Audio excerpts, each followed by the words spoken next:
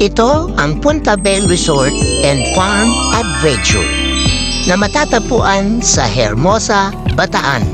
Alam niyo dahil sa totoo lang, sa dami-dami ko nang napuntahan na resort, ito na yata may pinakamalaki na resort na napuntahan ko. Kaya na marami tambayan, marami activities. So papunta lang nga kami doon sa aming cottage. Ayan ang kanilang rooms. At syempre, ano ba, lapang na. Ang Punta Bell Resort and Farm Adventure ay merong 6 na swimming pool. 6. Malalaki ito. Pwede pang bata, pwede pang matanda. Grabe guys. At take note ang tubig nila dito malilinis at saka hindi amoy chlorine. Malamig nga lang. At meron din silang playground para sa mga bata. So napunta na kami dito sa Batis ng Ganda. Kulay brown ang tubig kasi maulan. Ito ay isa sa mga rooms namin. May kaliitan pero sa tapat niya mayroong batis.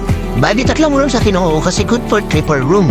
Tapos naglalakad ako may nakita kong white lady ay pamangkin ko. So sinubukan ko nga yung batis sa harap ng kwarto namin ay siya pagkalamig. At pinikot na nga namin ang buong resort. Ay, ganda. Malinaw daw ang tubig dyan kung hindi lang daw umulan.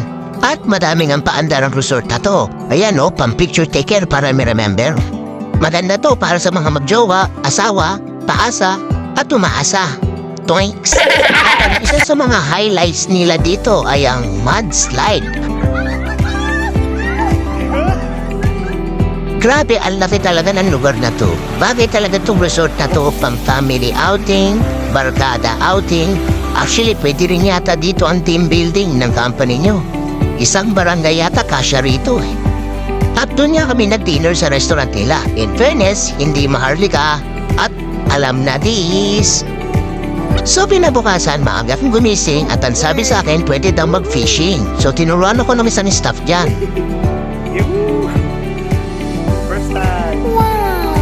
First time makahuli. Buti na lang tinulungan ako may ate staff na magtanggal sa hook na isda. Kasi sa totoo lang, nerves ako Meat. Pork chop dapat. So bigyan kita ng backstory kung bakit pork chop dapat. Noon ako kasing ginagamit tinapay, tapos nalulusaw lang. Kaya hindi ako makahuli. Kaya ang ginamitan ko na ng pork chop, ayan, nakatatlo na ako. Tama, bro. Look at that. Ito na yung nahuling tilapia kanina. Naprito na. Wala na.